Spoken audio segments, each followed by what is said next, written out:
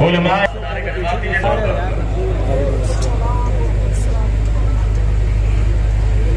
نحمده ونصلي على حبيبه الكريم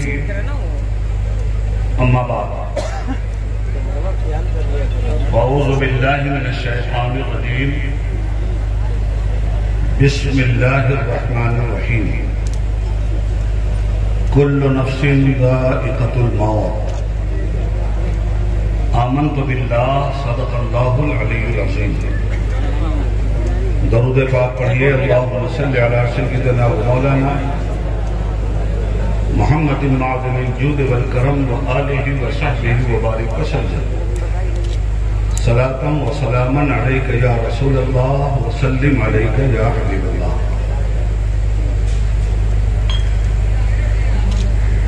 صدر اجلاس، محترم مشائخین اعظام، موقر علماء کرام، شورائے ملت اسلامیہ، محترم برادران اسلام و حاضرین مجلس، آج کا یہ تعزیتی پروگرام شمس العلماء حضرت علامہ الحاج مفتی سید محمد شمس الضحیٰ صاحب علیہ رحمت و رضوان کے چہلم کے سلسلے میں منعقد ہے، اور ہم تمامی لوگ مشترکہ طور پر اس عرص چہلم کے فیوز و برکات سے مستفیض ہونے کی سعادت حاصل کر رہے ہیں. یہ اجلاس تاثراتی اجلاس ہے، تقریری اجلاس نہیں. ہاں یہ ضرور ہے کہ تقریر کے پس منظر میں اس اجلاس کے ختم سے تحریک کا دائرہ ضرور پیدا ہوتا ہے، اور جب تک تقریریں ہوتی رہیں گی تحریکوں سے خالی ہوگا تو ان تقریروں کا نتیجہ سوائے اس کے کچھ نہیں ہوگا کہ نشستم اور برخاستم. بیٹھے ہیں چلے جائیں گے. آج جس شخصیت کے بارے میں ہم یہاں معلومات حاصل کرنے آئے ہیں اور جس کا عرص چہلم ہے، اگر وہ مر گئی ہوتی تو مردوں کو پوچھتا کون؟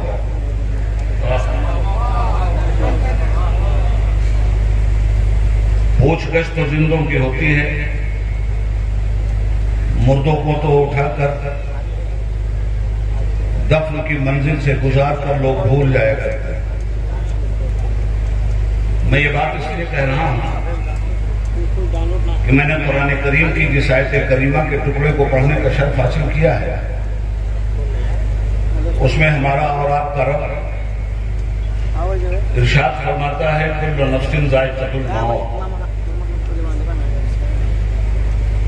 ہر نفس کو موت کا ذائقہ چکھنا ہے. موت کیا ہے اور عرس کیوں ہے، بس یہ دو بات. مر کے ٹوٹا ہے کہیں سلسلہ قید حیات، فرق اتنا ہے کہ زنجیر بدل جاتی ہے. لگا دو سیدھے سے بڑھ کے غم کو، اگر تمہیں پاس ہے خوشی کا. اجل سے دامن بچانے والوں، اجل ہی دامن ہے زندگی کا. نہ اعتبار جہان فانی میں کچھ بھروسہ ہے زندگی کا. وہ ایک ٹھہراؤ تھا سفر کا، یہ ایک سایہ ہے چاندنی کا. جھنک رہا ہے ازل سے اب تک ہر ایک تارے لگے زمانہ، جہاں مہر و وفا میں یوں بھی الہی ٹوٹے نہ دل کسی کا. حضرت محترم، زندگی جب تک ملی نہیں تھی اس کا وجود نہیں تھا،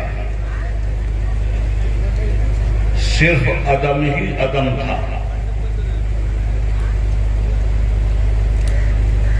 رب العالمین نے عدم سے زندگی کو وجود بخشا۔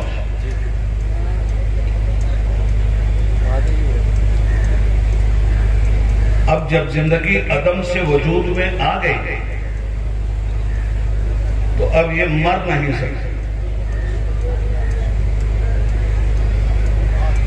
تھی نہیں، آ گئی۔ مغالطہ یہ ہوا کہ نبض ہستی ڈوب گئی، سانسیں اکھڑ گئیں، قلب و جگر نے اپنا کام کرنا چھوڑ دیا، آنکھیں پتھرا گئیں، اور اسی چیز کو ہم نے ایک انسان کی موت قرار دے دیا۔ جبکہ قرآن بدیہی طور پہ یہ کہتا ہے کہ ہر جاندار کو موت کا مزہ چکھنا، تو بھائی چکھنا اور ہے، مرنا اور۔ چکھنے کی جو سچویشن ہے وہ لذت کی ایک کیفیت کا نام ہے۔ گرمی کا زمانہ، شربت کا گلاس آپ نے پی لیا، اس کا جو ذائقہ ہے اس کا کوئی حسیاتی وجود نہیں، ذائقہ ایک کیفیت کا نام ہے، اور کیفیت دیر تک باقی نہیں رہتی۔ چائے پی لیا آپ نے، اس کا ذائقہ چکھ لیا، کھانا کھا لیا، اس کا ذائقہ چکھ لیا، تربوز خربوز کھا لیا، اس کا ذائقہ چکھ لیا، الگ الگ سے ذائقے آپ چکھتے جا رہے ہیں، مگر ان ذائقوں کا کوئی بھی حصی وجود نہیں۔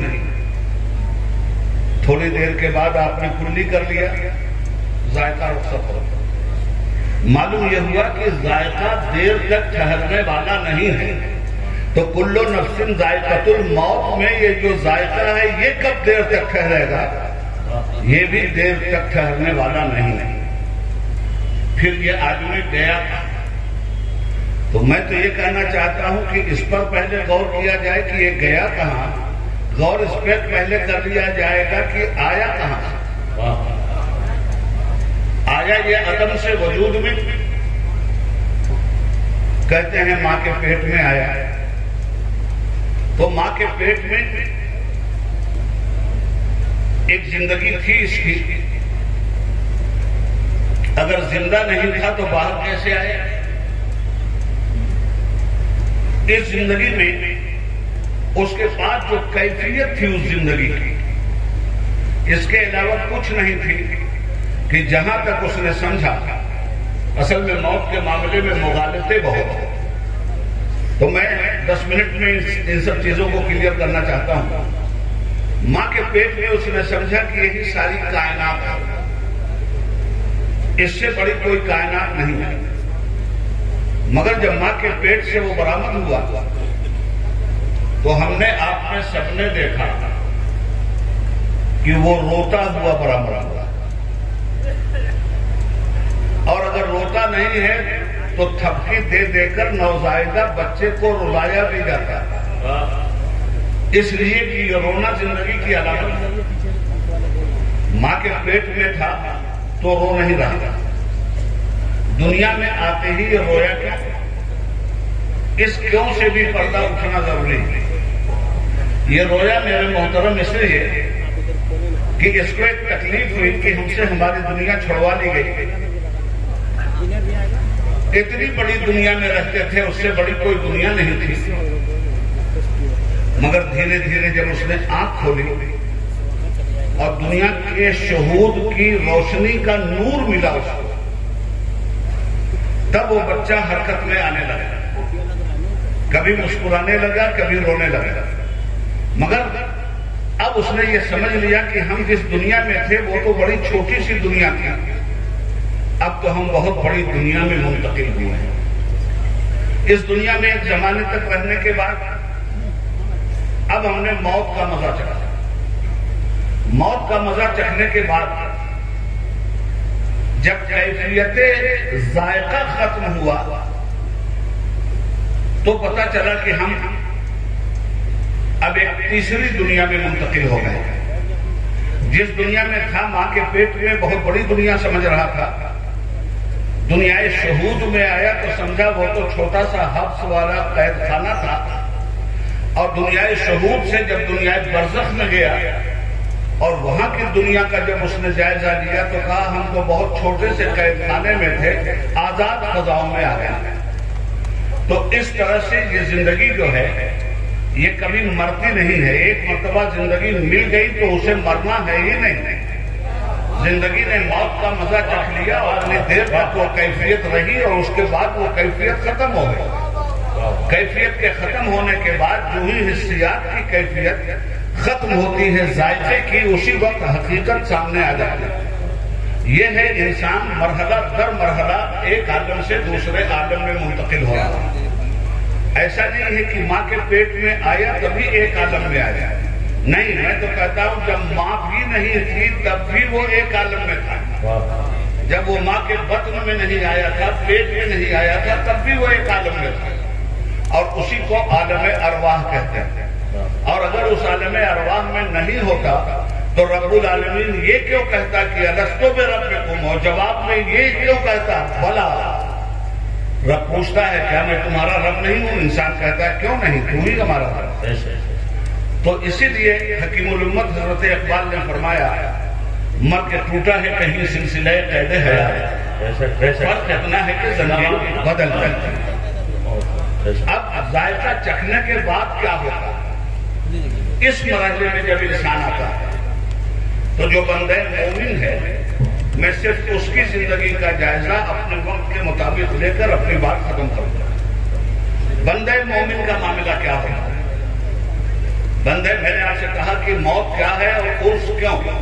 بس ان دو جملوں میں اپنی بات سمجھ لیں، اس لیے کہ عرس پر ناقدان علم و فن نے بہت زیادہ تبصرے کیے ہیں اور بےہودگی کی حد تک تبصرے کیے ہیں، اس لیے باعزت طور پر اس تبصرے کو میں منتقل کرنا چاہتا ہوں۔ محترم سامعین، بندہ مومن کو آپ نے قبر میں پہنچا دیا، تجہیز و تکفین اس کی ہو گئی، اس کے بعد ہوتا کیا؟ یہ چونکہ بندہ مومن ہے اس لوگ جلوس پہ حضرت اعتراض کرتے ہیں۔ ہم نے سنن ابو داؤد پڑھی ہے، مسند احمد پڑھی ہے، یہ روایتیں آپ کو مل جائیں گے۔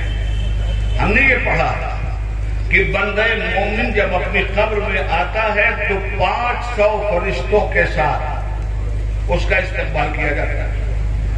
اور اس سے پہلے ہم نے یہ بھی پڑھا کہ جب بندہ مومن کی روح قفس رسولی سے پرواز کروانے کے لیے جناب ملک الموت علیہ السلام تشریف لاتے ہیں تو وہ بھی 500 ملائکہ کے ساتھ آتے ہیں بندہ مومن کے پاس، اور آنے کے بعد پہلے وہ بندہ مومن کو سلام کرتے ہیں، یہ موت کا وقت، اور اس سلام کے بعد وہ کہتے ہیں بندہ مومن تو خوش ہو جا کہ ہم اپنے رب کے پیغامبر بن کر تیرے پاس آئے ہیں، رب نے تجھے سلام بھیجا۔ اور اس کے بعد موت کے ذائقے کا مرحلہ آتا، مرنے کے بعد یہ اصطلاحی ایک لفظ ہے، اس لیے میں بول رہا ہوں۔ ہوتا کیا ہے؟ یہ 500 فرشتوں کے جلوس میں بندہ مومن کا استقبال ہوتا ہے، اور قبر میں اسے نہیں رکھا جاتا، ہم آپ اس کو قبر میں رکھ کے آتے ہیں۔ فرشتے جب اس کی روح نکالتے ہیں، ابھی تو قبر میں آدمی کا جسم گیا ہی نہیں، اس سے پہلے ہی کا مرحلہ یہ ہے کہ یہ فرشتے 500 کی تعداد میں جلوس کے ساتھ بندہ مومن کی روح کو لے کر پرواز کر جاتے ہیں، اور آسمانوں کے دروازے اس کے لیے کھولے جاتے ہیں، اور ہر آسمان کے فرشتے اس کو سلام کرتے ہیں، اسے مرحبا کہتے ہیں، یہاں تک کہ یہ ساقِ عرش سے گزرتا ہے اور رب العالمین حکم دیتا ہے ملک الموت کو کہ اسے میری بارگاہ میں لے آئے۔ اللہ کی بارگاہ میں جب یہ روح بندہ مومن کی پیش کی جاتی ہے تو پروردگار کا ملائکہ کے جلوس کو حکم ہوتا ہے کہ تم سب سے پہلے میری بارگاہ میں سجدہ ریز ہو جاؤ۔ فرشتے سارے جب اللہ کی بارگاہ میں سجدہ ریز ہو جاتے ہیں، اس کے بعد فرشتوں سے کہا جاتا ہے کہ اب اس روح کو میری بارگاہ میں سجدہ ریز کرو۔ اب بندہ مومن کی روح اللہ کی بارگاہ میں سجدہ ریز ہوتی ہے۔ اس کے بعد حکم ہوتا ہے کہ اب اس روح کو لے کر جاؤ جہاں اس کا جسم ہے اور اس کے جسم میں اس روح کو منتقل کر دو۔ اب یہ روح جسم میں منتقل کی جائے گی۔ میں کہتا ہوں کہ یہ روح آسمانوں پہ کیوں لے گئے؟ رب کی بارگاہ میں اس کا سجدہ ہوا، سجدے کے بعد اسے جہاں اس کی قبر تھی اس کے جسم میں داخل کروایا گیا۔ معاملہ کیا ہے؟ معاملہ یہ ہے کہ اس روح کو دو سلامیاں پیش کرنی۔ یہ مومن کی روح، یہ اگر اللہ کے لیے التحیات للہ والصلوات والطیبات کہے گی تو نبی کے لیے السلام علینا السلام علیکہ ایھا النبی اور رحمۃ اللہ وبرکاتہ بھی اسے کہنا ہے۔ اب یہ روح یہاں لائی جاتی ہے، اس کے بعد سوال و جواب ہوتا ہے۔ تو ایک سلام، ایک سجدہ اللہ کے لیے وہاں، اور ایک درود و سلام قبر میں مصطفیٰ کے لیے یہاں۔ یہ بندہ مومن کی علامت ہے، یاد رکھیے۔ حضرت مولانا شمس الدوہا رحمۃ اللہ علیہ کے پس منظر میں یہ بات کہہ رہا ہوں۔ ایک مومن کامل جب جاتا ہے تو اس کا استقبال اس طرح سے ہوتا ہے۔ اب جب یہ روح یہاں منتقل ہوئی تو یہاں منتقل ہونے کے بعد آپ جانتے ہیں 3 سوال ہیں۔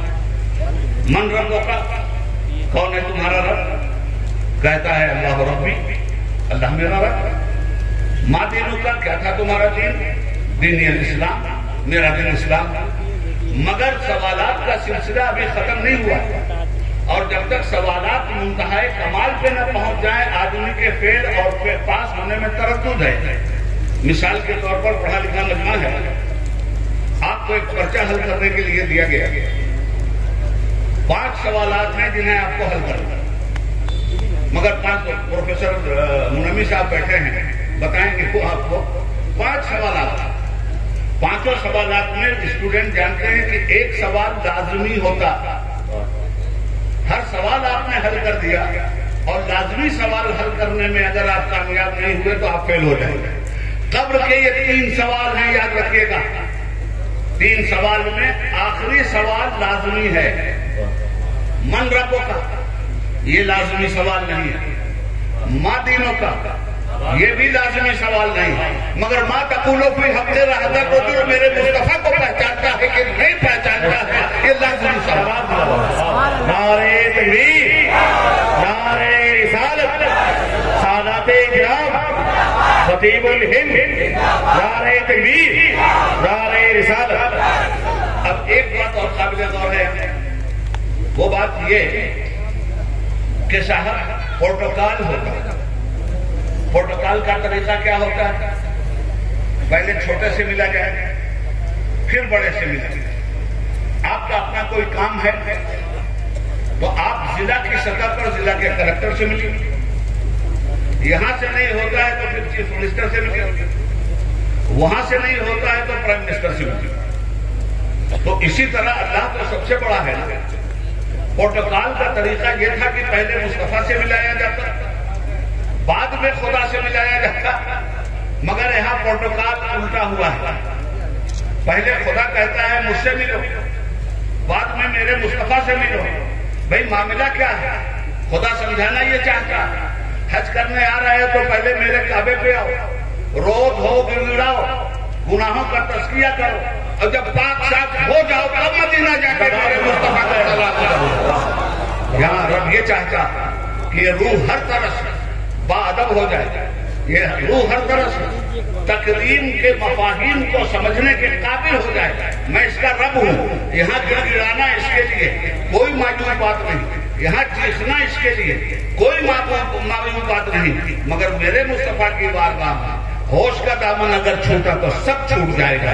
اس لیے پہلے ادب آکر بارگاہ خدا بندی میں سیکھو، اس کے بعد بارگاہ مصطفی میں جاؤ، اور جب فرشتہ سوال کرے ما تقول فی ذات ھذا الرجل، تو عبید اللہ اعظمی کی زبان میں یہ کہو پوچھو نہ نکیرو تم یہ کون ہے ہم سے۔ یہ ہمارا شعر ہے، سرقہ نہیں ہے، چوری نہیں۔ پوچھو نہ نکیرو تم یہ کون ہے ہم سے، ارے رکھا ہے یہاں ہم نے قدم آپ کی خاطر ہوئے۔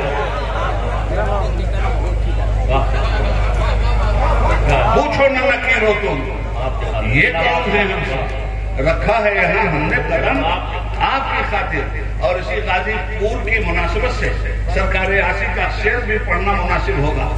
آج پھولے نہ سمائیں گے کفن میں آسی، آج پھولے نہ سمائیں گے کفن میں آسی، جس کے جویا تھے ہے اس گل سے ملاقات کی راہ۔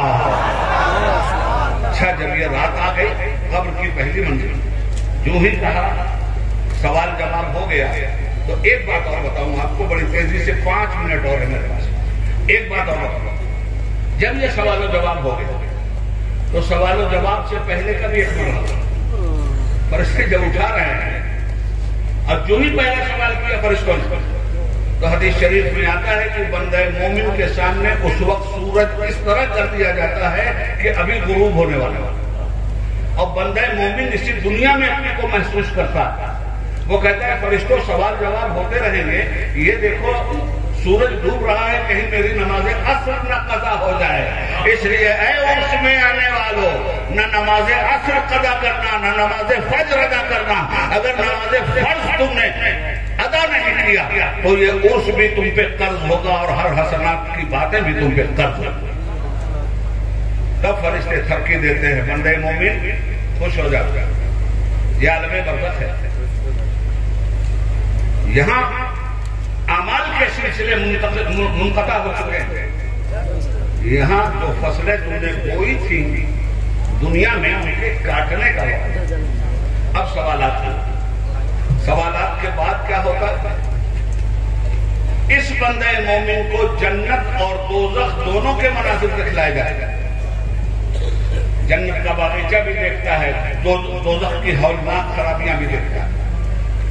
جب گھبراتا ہے تو اللہ تعالیٰ کا فرشتہ کہتا ہے خوش ہو جاؤ کہ رب العالمین نے آج تمہیں، آئیے ان کے رنگ میں بھنگ ڈال دیجئے، شراب پی، آپ آئیے کھائیے بھی ان کے یہاں، وہ تہجد پڑھنے والا آدمی تھا، 5 وقت کی نماز بھی کھا جائیے۔ تو کیا ایسا آدمی دسترخوان کے چارنے والے تو کھا لے گا، مگر صاحب شادی کے فیوز و برکات، محبت اور ان کے فیضان سے کبھی وہ متمتع نہیں ہو سکتا۔ یہ عرس ہے، یہ شادی ہے، اس شادی کے موقع پہ آپ آئیں۔ یہ لقائے محبوب سے ملنے کی منزل اور گھڑی ہے، جس میں دنیا سے جانے والا بندہ مومن اپنی فیاضیوں کے دسترخوان آپ کے لیے بچھاتا ہے، مگر وہ یہ بھی بتا کے جاتا ہے کہ اے میرے مرید، تو صرف ارادت تیری مرید ہونے تک کی حد تک نہیں تھی، میرا ارادہ تجھے مراد تک پہنچانے کا تھا۔ اگر مراد کے ساتھ میرے انتقال مکانی کے بعد بھی تو نے جانے کا ارادہ ترک کیا تو میرے پاس آنے سے فیوز و برکات کے دروازے بند تو ہو سکتے ہیں، کھلنے کا کوئی سوال نہیں پیدا ہوگا۔ اس لیے جب عرس میں آپ آئیں تو اس بات کو ضرور ذہن میں رکھیں کہ صاحب عرس کا طریقہ کیا تھا، صاحب عرس کا عقیدہ کیا تھا، صاحب عرس کا عمل کیا کیا، صاحب عرس کی پرہیزگاری کیا کیا، صاحب عرس کو ناپسندیدہ چیزیں کیا کیا، صاحب عرس کی پسندیدہ چیزیں اور رضا و رغبت کیا کیا۔ اگر آپ اس طرح سے ان کے فیض و برکات کو حاصل کرنے کے لیے بارگاہ مقربین الہی میں آتے ہیں، تب تو یقین ہے آپ کے لیے فیض و برکات کے دروازے کھلیں گے۔ آپ کہیں نہیں صاحب، کچھ لوگ ہیں ایسے، کیا ضرورت ہے ہم ڈائریکٹ لے لیں، تو اس کے لیے بھی ایک مثال سے اپنی بات ختم کروں۔ اس وقت گرمی ہے نا، پنکھا چل رہا ہے، کرنٹ کی ضرورت ہے نا آپ کے گھر میں پورا گھر بن گیا ظرف بھر، لائٹ نہیں، تو کنیکشن چاہیے نا آپ کو، کہاں سے لیں گے؟ آپ نے کہا تھرمل پاور سے ہم کنیکشن جا کے لائیں گے، جہاں بجلی پیدا ہوتی ہے کنیکشن وہاں سے لائیں، وہاں پہنچے تو تھرمل پاور کے افسر نے کہا ارے میرے کو کنیکشن تجھے ضرور ملے گا، مگر یہاں سے اگر لے گا تو دور تو جل گیا تھا، تیری کیا وجہ ہے؟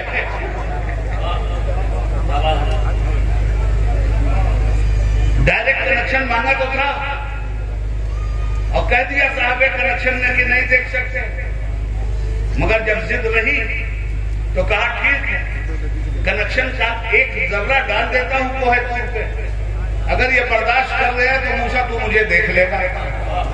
غش کھا گئے کلیم اور جل گیا کوہ طور۔ تو آپ تھرمل پاور پہ جا کے کنیکشن مانگ رہے ہیں، وہاں سے آپ کو ہدایت دی جا رہی ہے نہیں کنیکشن لینا ہے تو بجلی کے پاور سینٹر پہ جاؤ گا، وہاں بات اب پاور سینٹر پہ آپ آئے تو اس نے کہا یہاں سے بھی کنیکشن نہیں ملے گا، آپ اپنے علاقے میں جائیں گے، اپنے محلے میں جائیں گے، آپ کے محلے میں ہر جگہ کنیکشن کے لیے ٹاور لگے ہوئے ہیں، آپ وہاں سے کنیکشن لیجیے۔ یہاں سے کنیکشن اگر ڈائریکٹ دیا جائے آپ کے گھر کے بھی جلنے کا خطرہ ہے۔ اب آپ آئے ٹرانسفارمر کے پاس اور وہاں سے گھر کا کنیکشن آپ نے جوڑا تو فیضان کہاں سے آ رہا؟ تھرمل پاور سے۔ بجلی کہاں سے سپلائی ہو رہی ہے؟ بجلی گھر سے۔ کنیکشن کہاں سے لے رہے ہیں آپ؟ ٹرانسفارمر سے۔ پھر ٹرانسفارمر سے بھی کنیکشن لیتے وقت آپ سے یہ کہہ دیا گیا کہ ضروری نہیں ہے کہ کنیکشن ہر وقت ایک ہی طرح کا آتا ہو، کبھی کم بھی آئے گا اور کبھی زیادہ آ کے آپ کے سارے بلب کو اڑا بھی دے گا، اس لیے ایک کام احتیاط اور کر لیجئے، اسٹیبلائزر لگا لیجئے تاکہ یہ بجلی کنٹرول کی جا سکے۔ تو اس طرح سے بجلی سے آپ فائدہ اٹھاتے ہیں۔ رب العالمین کی بارگاہ کا فیض رسول اللہ کی بارگاہ میں آتا ہے، رسول اللہ کی بارگاہ کا فیض اولیاء کرام کی بارگاہ میں آتا ہے، اور اولیاء کرام کی بارگاہ کا فیض ان کے صالح خلفاء کی بارگاہ میں آتا ہے۔ یہ خلفاء اسٹیبلائزر ہیں۔ اس طرح سے آپ محفوظ بھی رہیں گے، روشنی بھی رہے گی، اندھیرے سے بھی دور ہوں گے۔ اللہ رب العزت حضرت مولانا سید شمس الضحیٰ کی قبر انور کو نور سے معمور فرما دے اور انہیں اعلیٰ سے اعلیٰ ترین مقام عطا فرمائے۔ والسلام علی من اتبع الہدی۔ اس لیے ہم عرس مناتے ہیں۔ اب بات پوری آپ کی سمجھ میں آ گئی ہوگی، موت کیا ہے، عرس کیوں؟ خدا حافظ۔